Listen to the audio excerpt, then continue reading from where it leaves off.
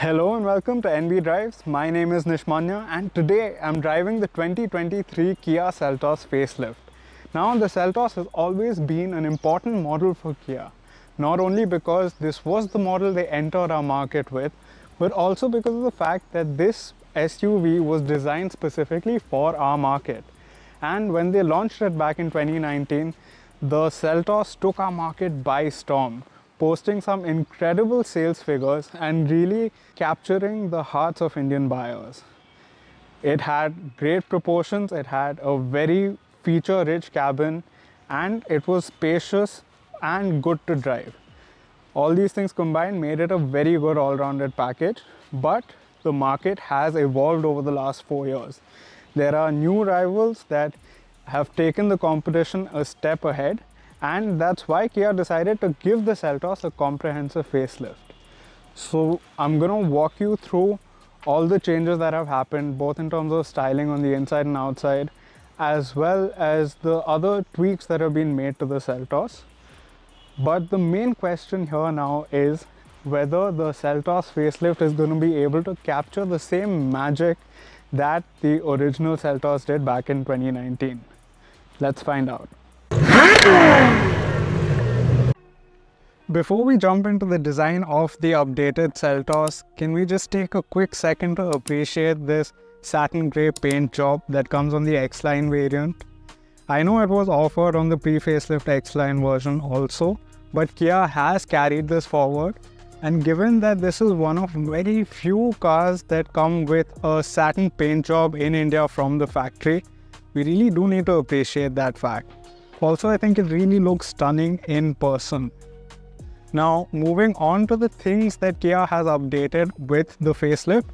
Well, first up, there's these reshaped headlights that now pack restyled and slightly sleeker daytime running light elements. You can see here they still extend onto the grille, but they've been repositioned from being higher up to being a little lower down. And while we're talking about it, the new Tiger Nose grille is also much wider than it was before. You can see just how big it is now, and it almost flows into the headlights very effortlessly. Other changes Kia has made are this bumper. It's been reprofiled, reshaped. There's plastic cladding down here, and now Kia's also put body color inserts around the fog light housing. The skid plate, skid plate on this X-Line version is finished in gloss black, and the fog lights, they're still ice cube fog lights, as you can see down here, but they have 4 light elements instead of 3 like the facelift. So those are all the changes that are up front. The other main change is at the rear. Now, as you can tell, these tail lights, they are new. They are reprofiled a little more angular than before. There's this cool LED element, L-shaped, that runs all the way across the boot, giving it a very modern look. And the other big change is the bumper. This is definitely more chunky than the previous one. And just like the front, it's got body colored inserts here around the reflector elements. And the skid plate is also finished in gloss black. Apart from that, the tailgate remains unchanged in terms of its shape, and the spoiler is also the same as it was before. There are no sheet metal changes back here. Another thing worth noting on the X-Line and GT line variant is that the diesel variant does not get the dual exhaust tips like the turbo petrol model. Those big metallic dual exhausts are only available on the turbo petrol and not on this diesel. In terms of changes, the side profile of the Seltos has the least amount of changes compared to the front and rear. There's actually no real noticeable difference.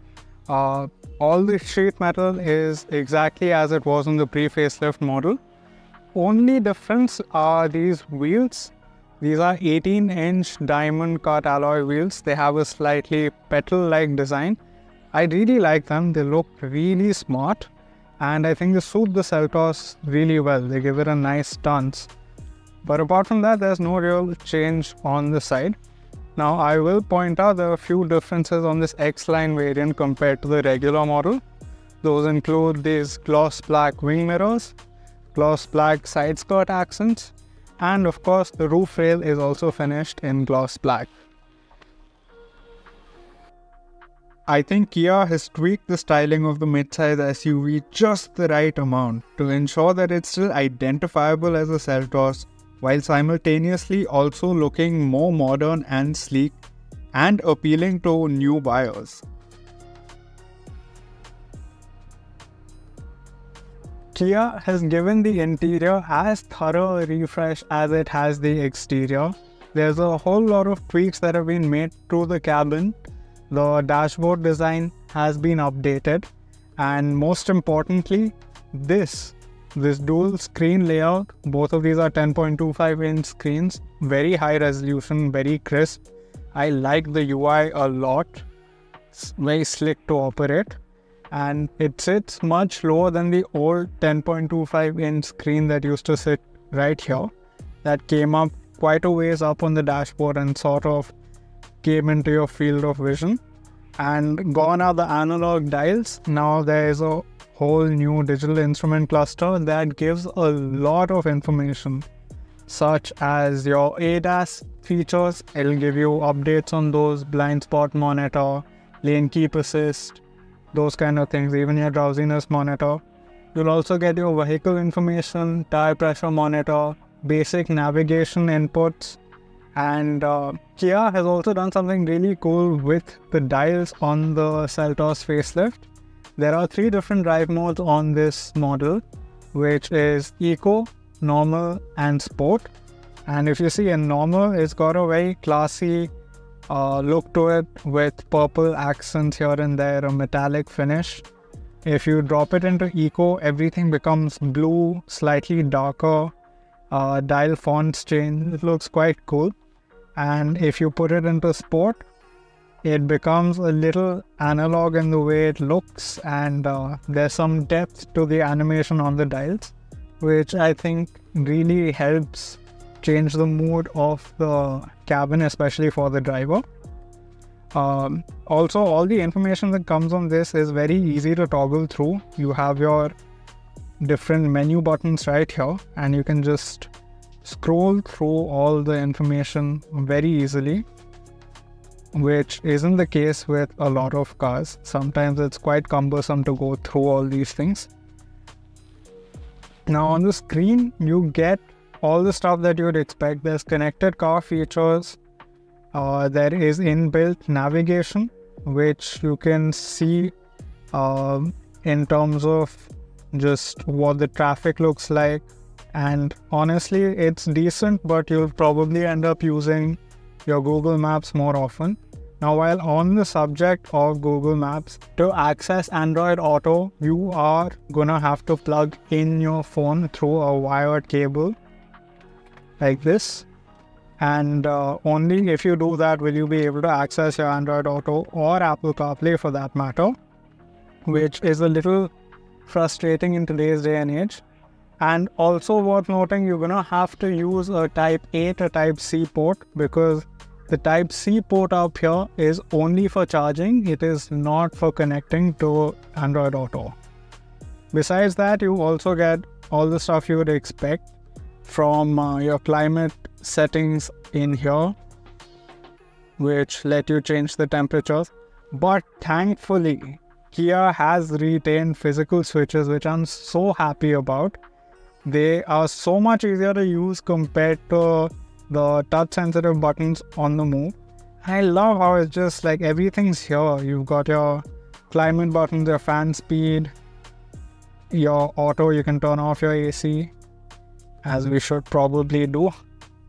And even your media controls are right here. You've got your volume controls on this dial. You've got your media inputs. You can go on to your maps, which is quite convenient. We'll turn that down. Don't want to get a copyright strike. And yeah, it's so much more convenient to have these buttons here than have the touch-based buttons. I wish more car makers would stay with this. Other thing that I really like is the pewter green insert on the dashboard, and this also extends onto the door cards, which is really nice. And the seats also have this pewter green finish, which I really like. I think it looks very smart, and it's better than the all black cabin in the GT line model. Besides that, we also get contrasting orange stitching on the gear selector, on the seats, and on the steering wheel. Yeah, and a big feature now that has been added in is the panoramic sunroof. This is something that owners and potential buyers have been asking for so long, because its mechanical twin, the Hyundai Creta, got it back when it launched in 2020. So people have always wondered why the Seltos didn't come with it. We finally have a panoramic sunroof. Now here in the second row, there is actually a very decent amount of space on offer. This is set to my driving position, and I am 6 feet tall. So you can see there's a very decent amount of knee room on offer, about that much. And despite having a panoramic sunroof, which usually does eat into headspace, there is also a relatively good amount of headroom on offer for me as well. Now back here you do get individual headrests for each of the 3 passengers, as well as 3 pointed seat belts for all 3 passengers back here, which is great. Apart from that, you get the screen for the air purifier readout in the center console like you did on the older model. Your AC vents are here as well, which are quite neat, and you really need them in our Indian summers. There is a fold out armrest with 2 cup holders, and new to the Seltos is this retractable sun blind, which is also a must when you're trying to cut heat out in our hot summers. So I'm glad they added this in. It's a very useful feature that a lot will appreciate. Besides that, at the rear there is also 2 new Type-C charging ports, as well as a nifty area to just store your phone. Besides this, speaking of the recline angle, you can drop your seat back a little bit to get a slightly more comfortable seating experience for the longer journeys. Do note that this bench is best suited for 2 adult occupants. The middle passenger will be quite cramped because of the overall width of the cabin, but otherwise it won't be a bad place to sit. The bench is relatively flat, and so is the floor. So they'll have legroom. It'll just be a tight squeeze in terms of their shoulders knocking with the outside passengers. The center console also has these 2 covered cup holders, an electronic parking brake, and of course the switches for the ventilated front seats, which work really well. You also get 3 traction modes that can be controlled via a rotary dial on the center console, and these modes are snow, mud and sand. Now opening the boot is a fairly simple process. There is an electronic switch right here, which you have to use to help lift up. This isn't an electronic tailgate. Boot space on offer is quite good. It's a very usable shape. Here is my laptop bag for reference. You can see how that fits in. You could easily fit 3 large suitcases and maybe a soft bag or an overnight bag along with that. Under this you have a false floor that's got the spare tire as well as the tire repair kit. The middle seats also fold flat to give you a bigger boot if you require it. The Seltos facelift also comes with multiple ambient lighting options, as well as the relaxing and slightly gimmicky sounds of nature profiles we've seen on a bunch of Hyundai Group cars. My personal favorite would be the warm fireplace sound.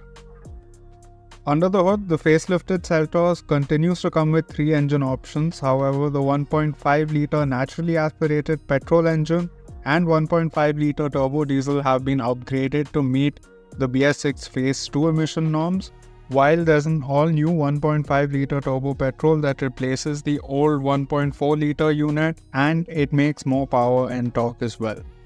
The model I was driving was equipped with the 116 horsepower 1.5-litre 4-cylinder turbo diesel engine, and it was paired to the 6-speed torque converter automatic gearbox. Now, the Kia Seltos has always been a good handler for the segment, and the steering has always been very user-friendly. It's nice and light at low speeds, like you can see right now. And as you pick up the pace, it also weighs up very nicely, giving you a decent amount of feedback, and it's also nicely responsive, but it's not extremely precise, and I wish it was a little more weighty when you get up to highway speeds. But on the whole, it's a very easy rack to use. While on the subject of steering, I also want to point out that I really like this 3-spoke unit Kia fits to most of its cars. It feels very premium. I love how it's wrapped in leather, and the buttons are nice and easy to use.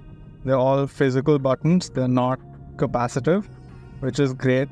I like this nerve finish on the toggle switches for the volume and different modes. And this also comes with paddle shifters. They are silver, but they're not metallic. They're definitely plastic. You can hear it's definitely plastic. What I do like about the paddles is how they respond. They work very well with the gearbox. Here with the 6-speed torque converter, they are fairly quick to respond. This is still a torque converter, so smoothness is where it shines most, going up and down through the cogs. But it's still fairly responsive. Like if I press the paddle, it'll let me move effortlessly up through the gears, and I can also drop it down and it'll respond relatively quickly. Now, the turbo petrol version with the DCT gearbox is a little faster, but you have to make the trade-off of it being a little jerkier at low speeds, which is very common with DCT gearboxes. So you can take your pick. The torque converter is smoother, but the DCT will be a little faster. The Kia Seltos is now one of the last few models in the midsize SUV segment to still offer a diesel engine option. Now, even when they launched the Seltos back in 2019, I really liked the 1.5-litre turbo diesel. It was quite refined for the segment, and it had really good NVH levels. It had very smooth power delivery. Obviously, the mid-range was very punchy, as you'd expect with a turbo diesel, and especially when tuned to this 6-speed torque converter automatic, it was very effortless to drive around town and even on highways. I'm glad that all those characteristics have carried over to the facelifted Kia Seltos.